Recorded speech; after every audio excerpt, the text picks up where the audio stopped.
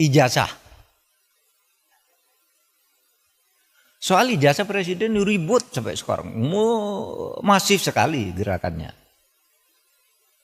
Itu apakah tidak bisa ditangkal agar tidak sampai terjadi suatu saat hal-hal seperti itu?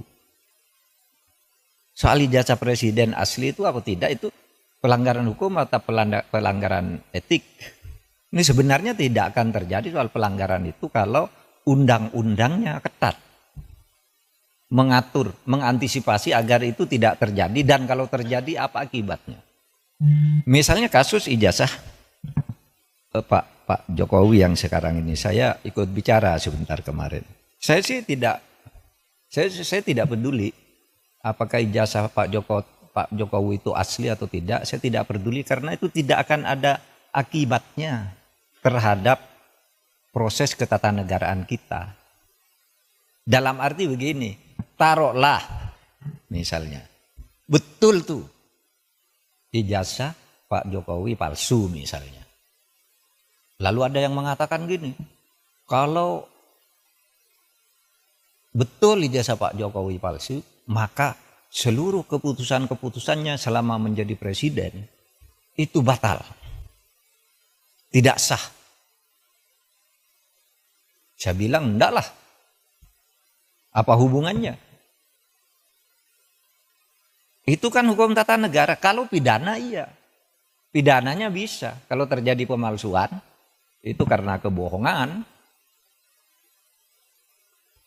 Kebohongan publik karena pemalsuan. Itu bisa, tapi pidana itu tidak menyangkut ketatanegaraan ke orangnya. Kalau ketatanegaraan misalnya pengadilan memutuskan hari ini, presiden kemarin ijazahnya palsu, maka semua keputusan saya bubar negara ini. Undang-undang pemilu dia yang buat, pemilunya udah selesai. Yang tanda tangan tuh presiden. Apa tidak sah? Yang mengangkat hakim-hakim tuh tanda tangannya presiden, hakim MK, hakim MA. Apa putusannya batal semua? Pengangkatan menteri diangkat oleh presiden dasar.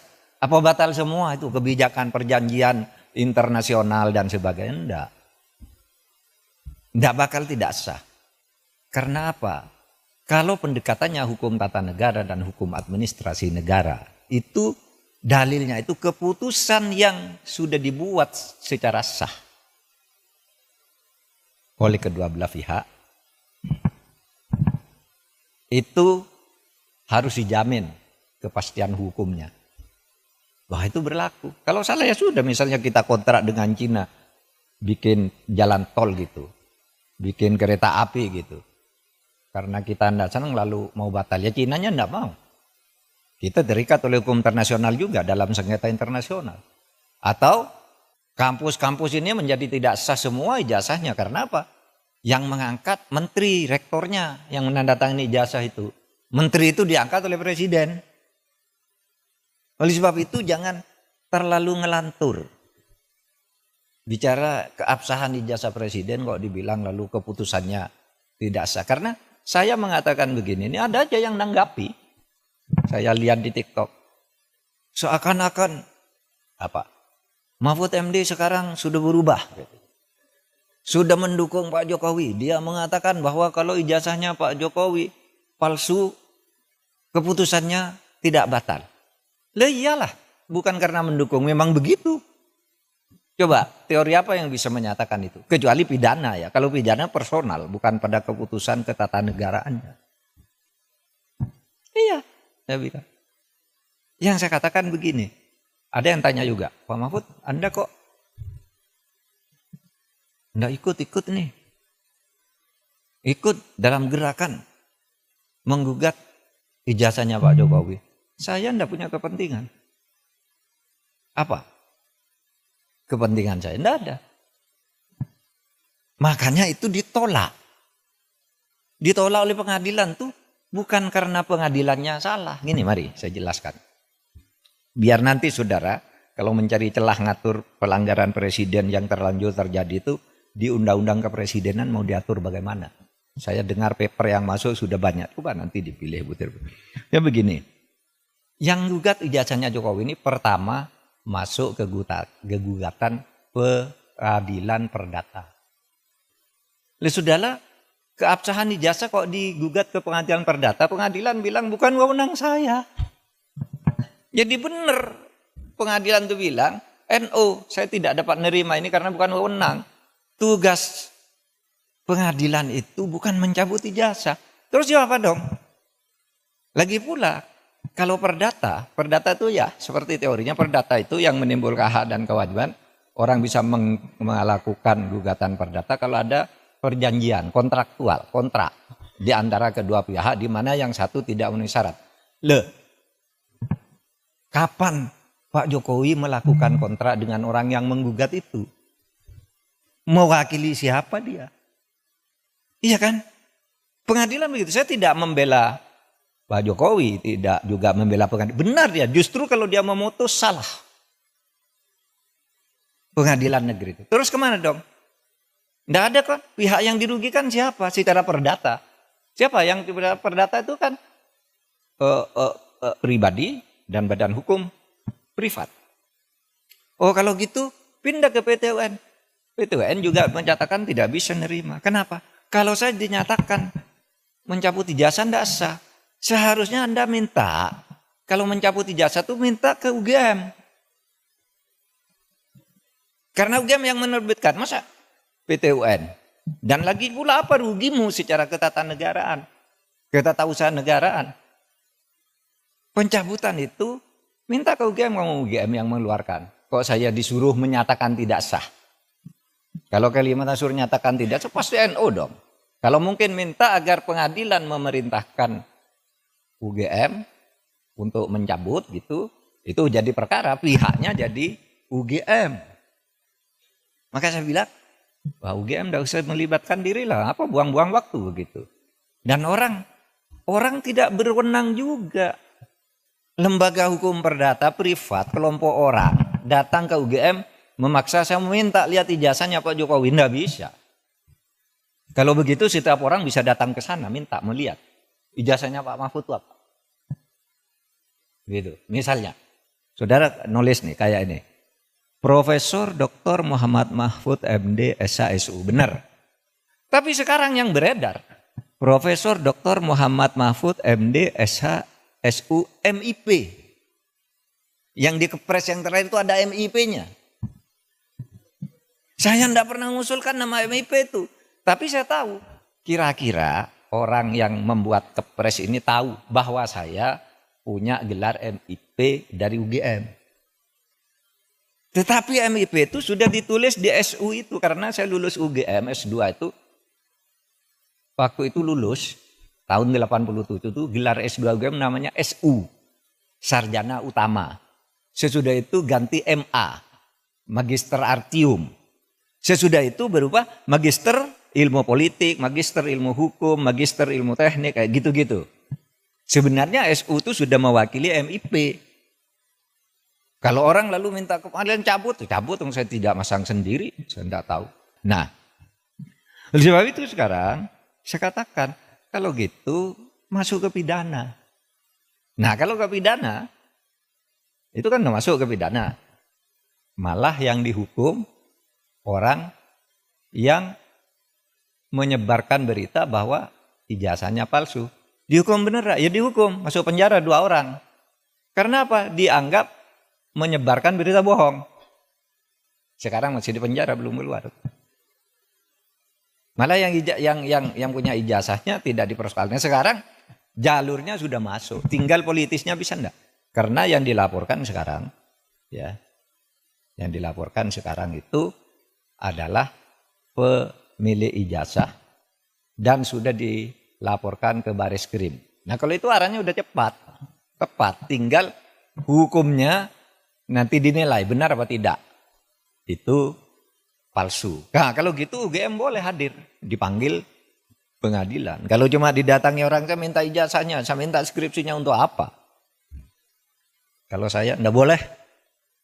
Sudah benar tuh UGM. Gitu. Nah, saudara sekalian, pada saat pemilu misalnya, ada dugaan abuse of power yang sulit dibendung dan diselesaikan oleh pengadilan karena langkah-langkah politik presiden semuanya dibungkus dengan kewenangan formal. Misalnya, yang berwenang membagi bansos itu kan Menteri Sosial. Dan Menteri Sosial sudah lapor ke Presiden. Atau diperintahkan oleh Presiden. Kan tidak salah. Apa salahnya coba? Memang itu kewenangan formalnya.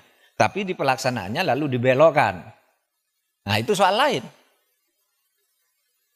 Kalau lalu diatur di undang-undang kepresidenan, gitu terus gimana? Apa tidak boleh? Kan itu tanggungnya presiden. Oh diatur, anunya Pak, kalau dibelokkan di bawah. Nah silahkan kalau itu mau dimasukkan, meskipun kalau itu terjadi, itu hukumnya sudah ada. Dan sudah ada banyak yang masuk penjara gitu. Makanya cari, saya bukan tiba-tiba setuju dah undang-undang kepresidenan. Tapi dicari bahwa itu sudah lengkap diatur di berbagai undang-undang, hanya tidak satu. Tapi pelaksanaan di lapangan banyak abuse of power. Penyalahgunaan kekuasaan. Itu. Nah, saudara sekalian,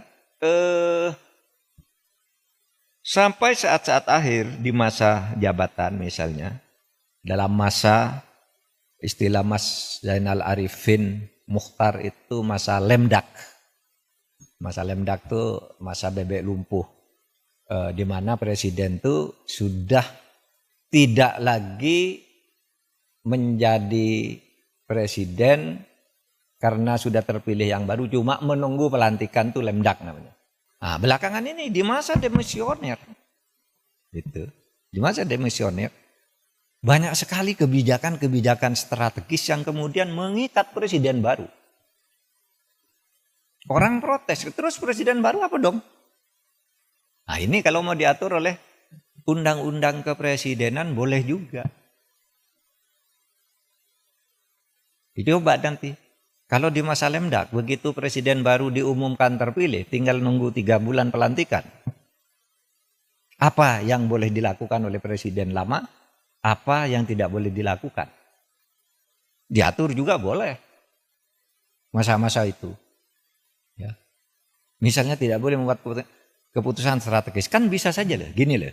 Yang kemarin saya bayangkan. Kenapa saya itu sesudah pengumuman MK pemilu bahwa Prabowo Gibran menang sebagai orang hukum, saya katakan ya sudah, dia menang, saya mengakui dan saya mengucapkan selamat. Silakan laksanakan tugas ini dengan baik. Legowo. Tetapi sampai dengan pelantikan 20 Oktober, saya terus berteriak. Banyak abuse of power yang dilakukan oleh presiden. Dan yang saya takut itu, ini 20 Oktober kan. Ini belum dilantik nih. Presidennya udah nunggu di sini. Bisa saja sehari sebelum pelantikan dia mengeluarkan dekret. Bahwa pemilu yang kemarin saya anggap tidak sah karena saya lalai melaksanakannya. Oleh sebab itu tidak jadi pelantikan presiden, saya perpanjang lagi. Bisa. Saudara akan mengatakan, Pak dekret kan tidak dikenal di dalam tata hukum. Memang tidak dikenal di mana-mana. Tetapi dalilnya,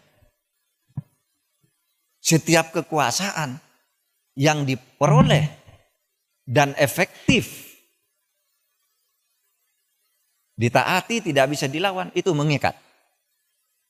Tahu bukunya Hans Kelsen?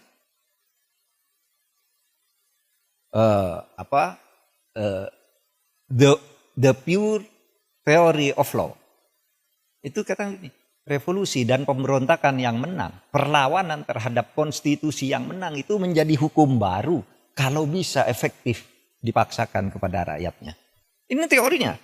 Bukunya jelas dan prakteknya jelas. Saya katakan, Pak, apakah kita nih pelanggaran kepemerintahan kita nih dibentuk tidak melanggar konstitusi? Iya, melanggar konstitusi. Mari saya tunjuk. Ketika Indonesia merdeka tahun 45, kemerdekaan itu melanggar konstitusi yang berlaku ketika itu. Apa itu? Konstitusi Kerajaan Belanda, pasal 2 menyatakan Kerajaan Belanda meliputi Nederland, Hindia Belanda, dan Suriname. Hindia Belanda itu Indonesia. Konstitusi itu berlaku. Tapi konstitusi seperti itu dilawan oleh Bung Karno. Kita langgar aja konstitusinya. Yuk kita merdeka. Bung Karno udah patukan rakyat. Rakyat mentaati secara efektif. Pelanggaran konstitusi yang dilakukan Bung Karno itu sah menjadi konstitusi baru. Atau dasar konstitusi baru. Kan melalui pemberontakan. Karena sah. Apa? Efektif. Bung Karno mengeluarkan dekret 5 Juli tahun 59. Itu jelas melanggar konstitusi. 5 Juli tahun 59 Bung Karno 1 membubarkan konstituante. Tidak boleh menurut konstitusi. Kok konstituante dibubarkan? Memberlakukan kembali Undang-Undang Dasar 45. Konstituante dibubarkan. Tidak boleh dilakukan oleh presiden. Karena yang menempatkan memberlakukan Undang-Undang Dasar itu konstituante. Bukan presiden, malah dibubarkan konstituantenya. Pada waktu itu kan pemberontakan. Tapi Bung Karno menang pemberontakan juga kali ini. Karena apa? Rakyat setuju kalau Bung Karno tidak melakukan itu, Indonesia ini kacau balau. Maka keluar fatwa Mahkamah Agung ketika itu bahwa yang dilakukan oleh Bung Karno itu adalah untuk menyelamatkan negara. Dalilnya salus populi suprema lex esto. Keselamatan rakyat itu menjadi hukum yang tertinggi. Boleh konstitusi dilanggar kalau untuk menyelamatkan rakyat. Itu dalilnya. Itu yang kemudian dipakai oleh Wiryono Projodikoro. Bung Karno mengeluarkan dekret sah karena dia ingin menyelamatkan rakyat. Selesai. Presiden Soeharto memerintah Orde Baru. Apa itu? Melanggar konstitusi juga. Masa kekuasaan katanya dialihkan melalui Super Semar? Nggak bisa kok kekuasaan dialihkan melalui Super Semar. Nggak bisa. Pelanggaran konstitusi. Lalu direkayasa agar itu disahkan. Jadi 66 sampai 67 dia melakukan kekuasaan secara melanggar konstitusi. Tapi itu dianggap sah. Karena apa? Rakyat setuju pada waktu PKI bubarkan. Kalau tidak ada Pak Harto, PKI tidak bubar. Kita dukung. Sah meskipun melanggar konstitusi. Dalilnya apa? Salus populi suprema lex esto. Keselamatan rakyat itu adalah konstitusi yang tertinggi. Lebih tinggi lagi dari konstitusi. Nah itulah filosofi tertinggi dari kedaulatan rakyat itu. Makanya saya katakan, loh kalau nanti sebelum tanggal 20 Oktober kemarin, saya terus nyerang tuh ke pemerintahan Pak Jokowi sampai 20 Oktober, saya serang tuh. Apalagi sesudah mau melanggar putusan MK itu saya lawan. Saya khawatir sebelum dilantik Pak Prabowo itu sudah diambil kekuasaannya. Bisa saja toh. Kita curiga begitu. Tapi begitu Pak Prabowo dilantik, ya saya berhenti. Sampai sekarang saya tidak pernah nyerang Pak Jokowi lagi. Udah selesai. Yang penting Pak Prabowo dilantik agar negara ini stabil. Karena ada alasan. Menyelamatkan rakyat itu bisa melanggar konstitusi. Nah itu bisa diatur nanti. Di rancangan undang-undang kepresidenan. Di masa lemdak itu apa yang boleh dilakukan oleh seorang presiden. Atau sesudah selesai, lalu tiba-tiba terbukti ada kesalahan administratif, ada apa? Diatur juga di sini. Agar tidak dicampur aduk antara masalah ketatanegaraan, masalah pidana, dan masalah administrasi negara.